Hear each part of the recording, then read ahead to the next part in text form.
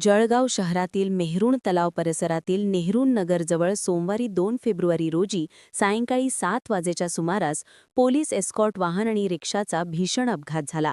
या अपघातात रिक्षेतील एकाच कुटुंबातील सदस्यांसह एकूण 8 जण गंभीर जखमी झाले आहेत. रस्त्यावरील खड्डा चुकवण्याच्या प्रयत्नात हा अपघात झाल्याची प्राथमिक माहिती समोर आली आहे.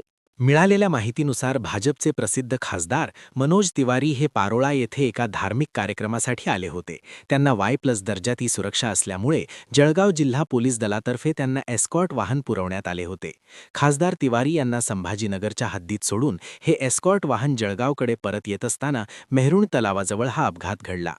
रस्त्यावरील एक मोठा खड्डा वाचवण्याच्या प्रयत्नात असताना चालकाचे वाहनावरील नियंत्रण सुटले आणि रिक्षा मातीच्या ढिगाऱ्यावरून थेट पोलीस वाहनावर जाऊन आदळली. या धडकेत रिक्षेचा अक्षरशः चक्काचूर झाला असून पोलीस वाहनाचेही मोठे नुकसान झाले आहे. अपघातातील सर्व जखमींना तातडीने जळगाव शासकीय वैद्यकीय महाविद्यालय व रुग्णालय सिव्हिल हॉस्पिटलमध्ये दाखल करण्यात आले आहे.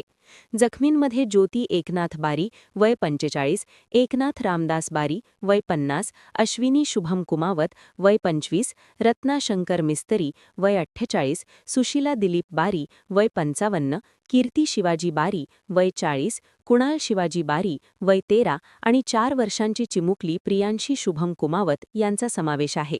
हे सर्वजण जळगावमधील हरी विठ्ठल नगरचे रहिवासी आहेत. जखमींना तातडीने शासकीय वैद्यकीय महाविद्यालयात उपचारासाठी दाखल करण्यात आले आहे. पोलीस अधीक्षक डॉ. महेश्वर रेड्डी यांनी घटनेची पुष्टी केली असून खासदारांच्या ताफ्यातील परतीच्या प्रवासातील वाहनाचा हा अपघात असल्याचे सांगितले. जखमींनी दिलेल्या माहितीनुसार खराब रस्ते आणि जीवघेण्या खड्ड्यांमुळेच हा अपघात घडला आहे.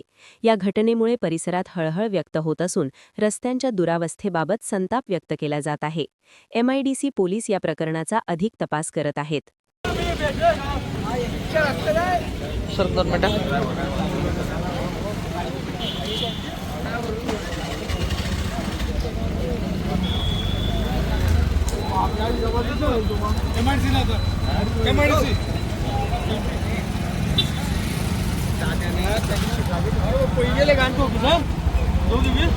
येते ना सकाळी येते ना.